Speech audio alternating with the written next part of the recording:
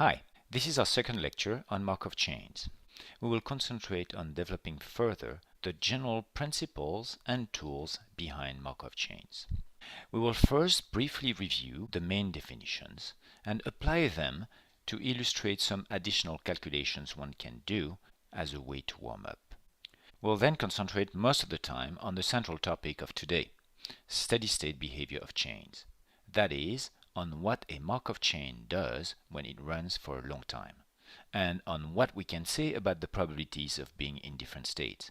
And in order to do that, we will review recurrent states, transition states, and recurrent classes, talk a bit more about periodic states, concentrate most of the time on the convergence theorem here, and the consequence associated with the balance equations of Markov chains.